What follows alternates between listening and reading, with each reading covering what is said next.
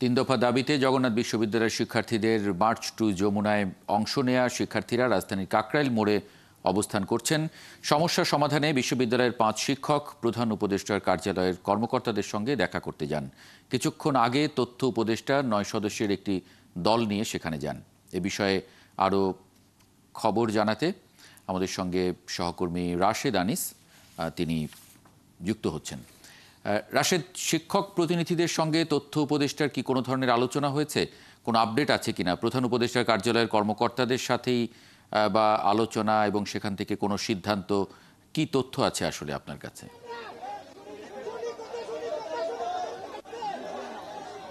বাবু, আমি ঠিক যখন আপনার সাথে কথা বলছি তখনই কিন্তু তথ্য উপদেষ্টা মাহফুজ আলম তিনি কিন্তু এসেছেন এবং তাদের মধ্যে একটি বৈঠক অনুষ্ঠিত হয়েছে। আপনি যেমন বলেছিলেন প্রায় 9 জন প্রতিনিধির সাথে কিন্তু তাদের বৈঠক অনুষ্ঠিত হয়েছে। আর অল্প কিছুক্ষণ আগে, অর্থাৎ মাত্র 3 থেকে 4 মিনিট আগে কিন্তু সেই বৈঠকটি শেষ হয়েছে বলে আমরা জানতে পেরেছি। এবং তথ্য উপদেষ্টা মাহফুজ আলম কিন্তু এখন এসেছেন এবং তিনি শিক্ষার্থীদের সাথে কথা বলছেন। শিক্ষার্থীদের যদিও একটু উত্তপ্ত পরিস্থিতি বিরাজ করছে, শিক্ষার্থীরা কোনো কিছু মানতে নারাজ, কিন্তু তথ্য উপদেষ্টা চেষ্টা করছেন তাদেরকে বোঝানোর জন্য কি বৈঠকে কি সিদ্ধান্ত হচ্ছে এখন পর্যন্ত কোনো রকমের কোনো ব্রিফিং করা হয়নি। মূলত আমরা যতটুকু জেনেছি যে বৈঠকে জগন্নাথ বিশ্ববিদ্যালয়ের উপাচার্য অধ্যাপক ডক্টর মোহাম্মদ রেজাউল করিম, কোষাধ্যক্ষ অধ্যাপক ডক্টর সাবিনা শারমিনের নেতৃত্বে প্রতিনিধি দল অংশ নিয়েছে। জগন্নাথ বিশ্ববিদ্যালয়ের রেজিস্ট্রার শেখ গিয়াসউদ্দিন, অর্থ পরিচালক, প্রক্টর, শিক্ষক সমিতির সাধারণ সম্পাদক, যুগ্ম সাধারণ সম্পাদক, শিক্ষক সমিতির সদস্য ও সহ মোট 9 জন কিন্তু অংশ নিয়েছেন। এবং তথ্য উপদেষ্টার নেতৃত্বে কিন্তু প্রায় 2 ঘন্টার একটি বৈঠক অনুষ্ঠিত হয়েছে। এবং আমরা কিন্তু এখন দেখছি যে ব্যারিকেডের এই পাশ থেকে কিন্তু তথ্য উপদেষ্টা দাঁড়িয়ে আছেন তাদের কথা বলার জন্য, এবং শিক্ষার্থীরা কিন্তু ব্যারিকেডের অপর পাশে, ঠিক যে মুহূর্তে আমি আপনার সাথে কথা বলছি সেখানে অপর পাশে কিন্তু অংশ নিয়েছেন। এবং মূলত কিন্তু তারা সকাল 11টা থেকেই এই যে কাকরাইল মসজিদের সামনে, মাহবুব আপনার সাথে আমার কিছুক্ষণ আগে কথা হচ্ছিল, সেখানে কিন্তু অবস্থান নিয়ে রেখেছেন। এবং ব্যতিক্রম রনে কিন্তু এখনো মূলত 3 দফা দাবি, আবাসন ব্যবস্থা নিশ্চিত না হওয়া পর্যন্ত জগন্নাথ বিশ্ববিদ্যালয়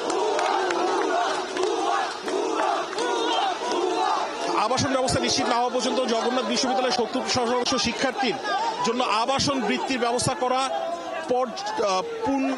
পূর্ণাঙ্গ বাজেটের ব্যবস্থা করা এবং দ্বিতীয় ক্যাম্পাসে কাজ পরবর্তী একটি সময় অনুমোদন করা সহ নানা ধরনের এই 3 দফা দাবিতে কিন্তু তারা আন্দোলন করছিলেন। আমি একটু চেষ্টা করছি যে যেখানে ঠিক তথ্য উপদেষ্টা দাঁড়িয়ে রয়েছেন সেখানে তাদের সাথে একটি মত বিনিময় হচ্ছে, সেই মত বিনিময়ে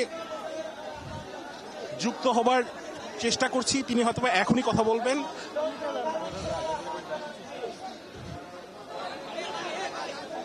আমার মনে হয় আমাদের বক্তব্য আমরা অত্যন্ত সুস্পষ্টভাবে সেখানে উপস্থাপন করতে সক্ষম হয়েছি।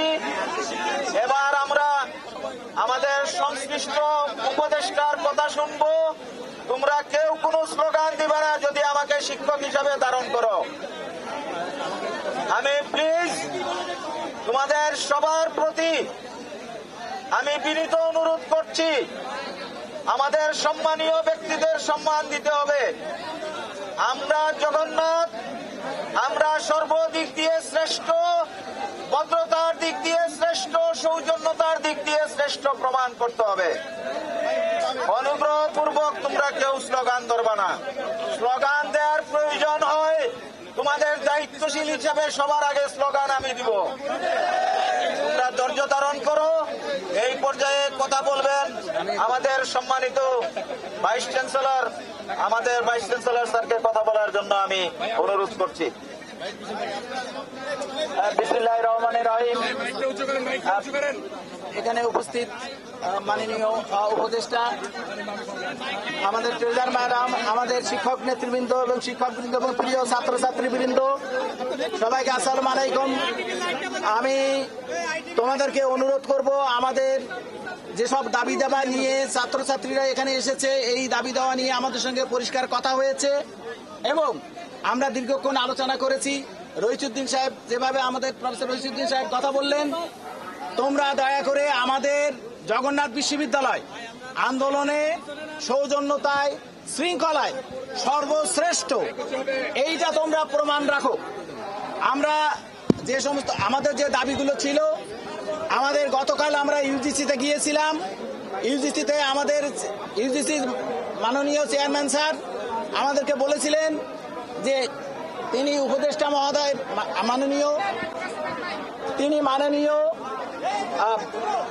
মাননীয় প্রধান উপদেষ্টা মহোদয়ের সঙ্গে সুযোগ পেলে আজকে আমাদের দাবি দাওয়ার ব্যাপারে কথা বলবেন।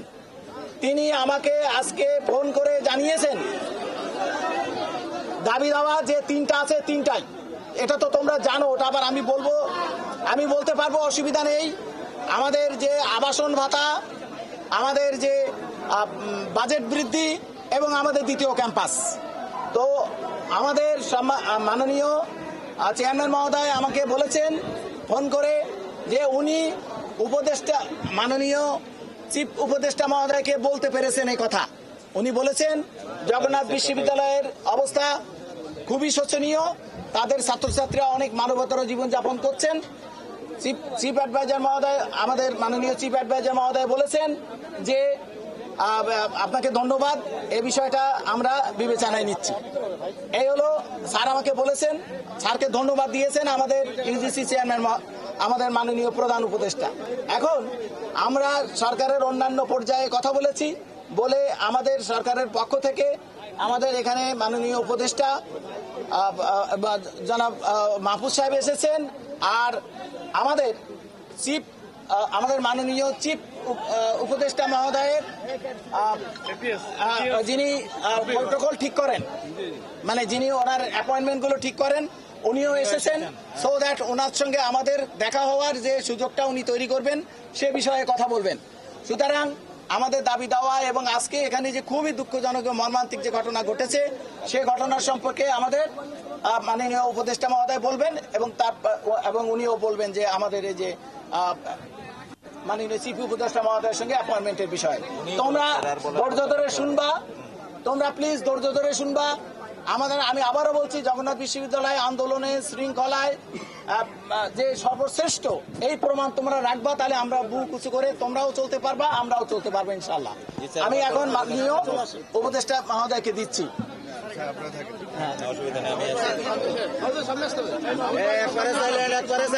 একদম চুপ।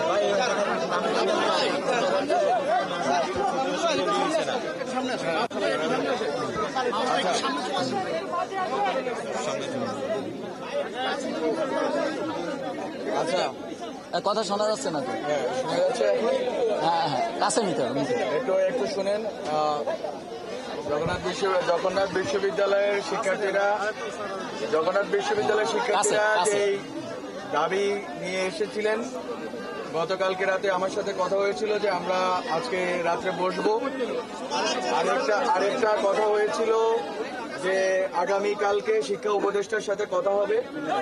তো এই দুটি কথা আমাদের ছিল যে আমরা বসে ডায়ালগ করে আমরা কথা বলে এটা সমাধান করব। কিন্তু যেহেতু আপনারা মনে করেছেন, আপনারা ন্যায্য মনে করেছেন, আপনারা রাস্তায় নেমে এই দাবি আদায় আপনাদের কাছে ন্যায্য মনে হয়েছে, সেটা আপনাদের অধিকার বটে। এখন আমাদের বক্তব্য হচ্ছে, আজকে যেভাবে আন্দোলনে, প্রথম কথা আমি যেটা বলতে চাই, আজকে যেভাবে আন্দোলনে পুলিশের কিছু সদস্য হয়তো আপনার উস্কানি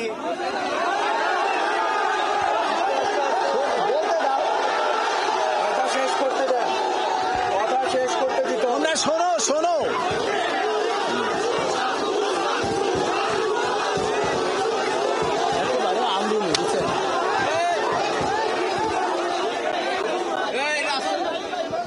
আমি কথা বলবো না।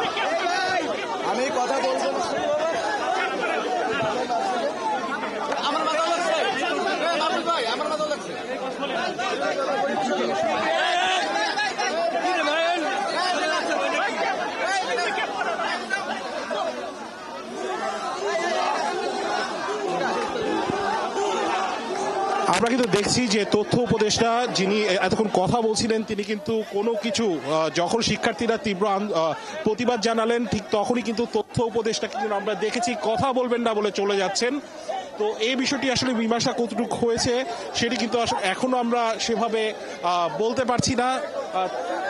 আমরা দেখছি তথ্য উপদেষ্টা মাহফুজ আলম তিনি রাগ করেছেন খুব সম্ভবত, এবং রাগ করার পর কিন্তু তিনি সামনের দিকে এগিয়ে গেছেন।